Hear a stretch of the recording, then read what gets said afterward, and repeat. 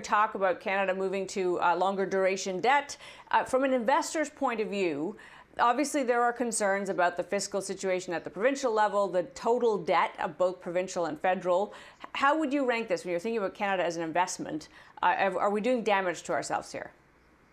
Well, look, Amanda, I mean, policymakers are in a hard position here, and I've been on this show before saying how important it is for the government to do everything it needs to do to stimulate the economy in this country in the wake of the COVID-19 crisis. And I think we did exactly the right thing at the beginning. We threw everything, including the kitchen sink, to make sure that we kept that heart beating, to make sure that the economy was in a position to recover. However, as this goes on, we have to start thinking longer term. We have to start thinking about how effective are the programs that we've put in place.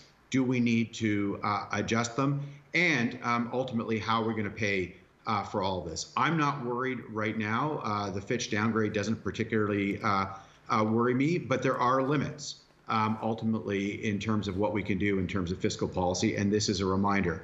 So it makes it that much more important to ensure that the programs we are putting in place have the right efficacy. We have to make sure that those programs are having the intended outcomes, and we have to make sure that the incentives are correct. And I think it's absolutely fine for government to go back now, having had to act quickly and reassess. And not just reassess what government's doing, but reassess how government, both at the provincial and federal level, can work with the private sector to ensure that the economy is stimulated. Because at the end of the day, it's going to be the private sector that's going to get us back to full employment. And I mean, when we think about doing that spending correctly, one thing we're hearing, Mark, from a variety of places is that the government supports might need to last a lot longer than government probably hoped. In other words, even if and when we get past the pandemic, and we should know we're still not past the pandemic, but if and when we do, many businesses are now saying the supports need to go on months and months longer.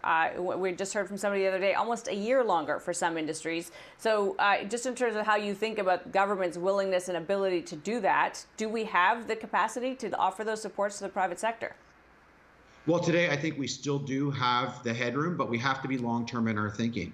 And we have to think about how we're going to build a resilient Canada for the very long term. And this is an opportunity to do that. So we have to think about stimulus now. Should we be thinking about long-term infrastructure builds? You can think about what we did in the 1950s to help stimulate the economy and the dividends of those decisions still being positively felt today. So I would encourage us to now take the time, catch our breath, recognize that this may go on for a little bit longer than we expected, that even when we have an epidemiological outcome, that it's going to may take some time for the economy to fully recover, and ensure that those programs that we've put in place are doing what we want them to do, and ensure that new programs are very long-term oriented and are going to pay that continual dividend. So I think it's fine for us to now go back and to make adjustments to those emergency measures where required. And again, let's make sure the incentives are right, and let's make sure that the outcomes are the ones that we expected. We just have to make sure that we're getting the appropriate bang for our buck. Not saying don't spend the money, let's just make sure we're spending it wisely. I mean, one of the issues that the Fitch downgrade highlights that may be of a more pressing concern in the next few years is the fact that the fiscal capacity and situation of the federal government is very different than some provinces. 'Twas always thus. This is why we do obviously equalization, and we know that that's how the federation works. But it could actually get a little thorny here. And at what point do we need better oversight, kind of a better acknowledgement that the finances of one province have a direct impact on the citizens of every province, not just that province? Do you think that we're focused enough on that? Well, look, I think we are all in this together as Canadians. It's the strength of a federation. We have to make sure that we have the correct balance in place. But at the end of the day, my personal belief is we are better off as a country. We're not that big a country in terms of our population. And so, although we're large geographically, having scale in these situations matters. And, as we've seen over the last decade, some parts of the country may be up when other parts of the country may be down. And so I think our ability to work together is very important. We have to make sure we're doing that in a way that's sustainable, however.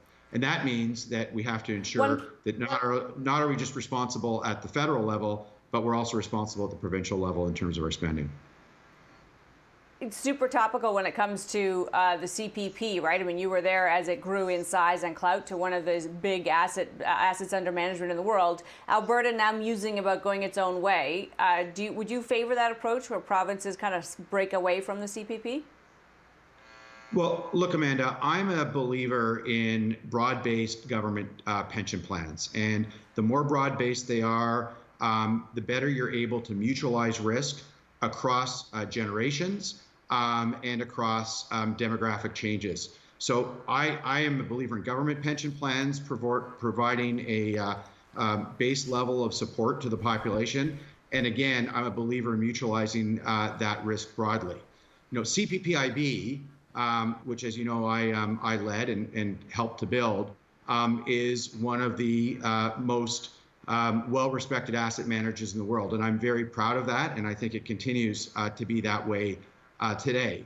What I would say as it relates to Alberta is that Albertans also deserve to have a world-class investment manager to manage their pensions and to manage things like the Heritage Fund in the province. And so, I see my job coming in as the chairman to help build on AIMCo's foundation and to allow Alberta to have and to continue to have what can be a world-class asset manager for Alberta pensions and for the Heritage Fund. Now, there's broader political questions that come about. That's not my job. I'll leave that to politicians and policymakers. Right. My job is to help build a great asset manager for the province. And you'll probably be happy we only have about a minute for this, Mark. But we just saw, a fund manager let go, changes at the top.